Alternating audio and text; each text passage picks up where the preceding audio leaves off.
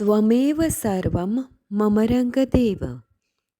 દત્ત ભાગવતનું બિરુદ પામેલ શ્રી રંગ અવધૂત શ્રી વિરચિત શ્રી ગુરુલીલામૃત ગ્રંથ આવાગમનના ફેરામાંથી મુક્ત કરાવે છે. જાણે બ્રહ્મરસાસ્વાદે ભર્યો નર્યો ગ્રંથ સાધ્યંત.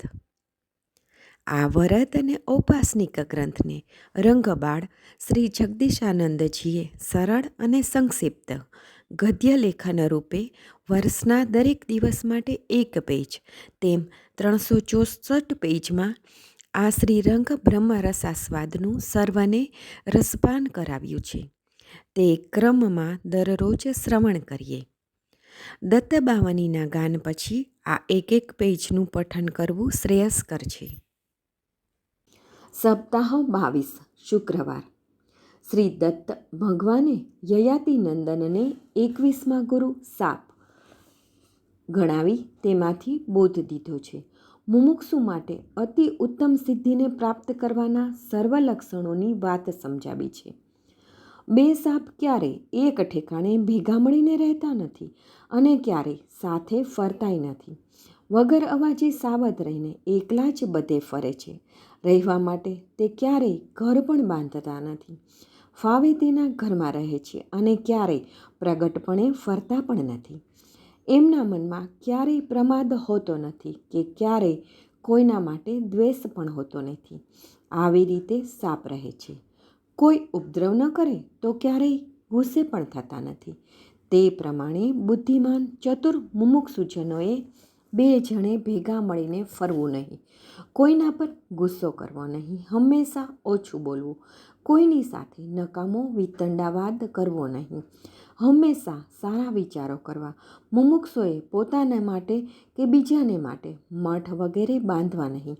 કારણ કે તેનાથી દેહાભિમાન વધે છે અને અભિમાન થવાથી આગળ જતાં ચિત્તમાં મોહ ઉત્પન્ન થાય છે.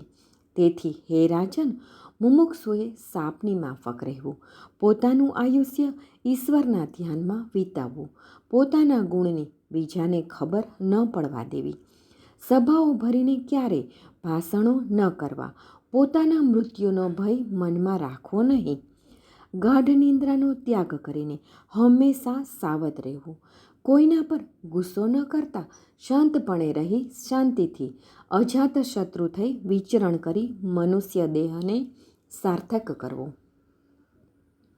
ઈશ ધ્યાનમાં સર્વથા રહેવું સુમગ્ન તેમ જાણી નશ્વર દેહ આ કરવું સાર્થક એમ. શ્રી ગુરુ લીલામૃત અધ્યાય 55 દોહરો 81. શ્રી દત્ત કહે છે કે હે યદુ, તું હવે 22મા ગુરુ બાણકાર બાણ બનાવનારના ગુણસારને સમજ. એક બાણ બનાવનારો એક વખતે તે બાણ પર બાણ બનાવતો હતો ત્યારે તેનું ચિત્ત તે બનાવવામાં જ એકાગ્ર હતું. તે કોઈના તરફ જોતો પણ ન હતો. તેની બધી જ ઇન્દ્રિયો એમાં એકાકાર થઈને તે બાણને તૈયાર કરવામાં જ મગ્ન હતી. તેની નજર બીજે ક્યાંય જતી નહોતી. આ સમયે ત્યાંથી રાજાની સવારી વાજતે ગાજતે તેની પાસેથી નીકળી ગઈ, પણ તેને કશી જ ખબર પડી નહીં, કારણ કે તેની વૃત્તિ તેના કાર્યમાં એકાગ્ર હતી.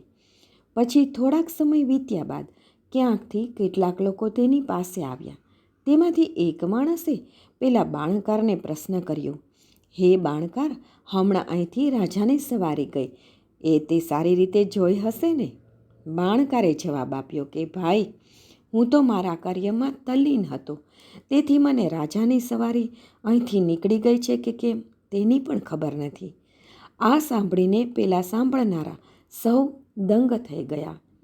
આ કોઈ જેવી તેવી સવારી ન હતી, રાજાની સવારી હતી અને રાજાની સવારીનો ભપકો, કેટલી શોભાવૃત્તિ, શણગારોને વણઝારો, ભલભલા બધું જ ભૂલીને રાજાની સવારી જોવા આતુર હોય. પણ આ તે કેવો એકાકાર, એની બધી જ ઇન્દ્રિયોની કેવી એકાગ્રતા! હે રાજન, જે ખરેખર મુમુક્ષુ છે તેણે પોતાની ઇન્દ્રિયોને પ્રાણમાં લીન કરીને અંતરમાં ધ્યાન ધરવું જોઈએ. દ્વૈતભાવ ભૂલી જવો અને સ્વસ્વરૂપની પ્રાપ્તિનો ઉત્તમ લાભ લેવો જોઈએ. આ પ્રકારના યોગીને શોક કે મોહ બાંધી શકતા નથી. આવી જ વૃત્તિના મુમુક્ષુ મોક્ષને પામે છે.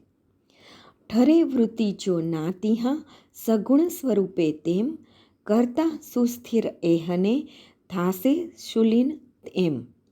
શ્રી ગુરુ લીલામૃત અધ્યાય 55 દોહરો 93. 21મો ગુરુ સાપ, 22મો ગુરુ શરકાર. શર એટલે બાણ, બાણ કરનાર. અવધૂત ચિંતન શ્રી ગુરુદેવ દત્ત.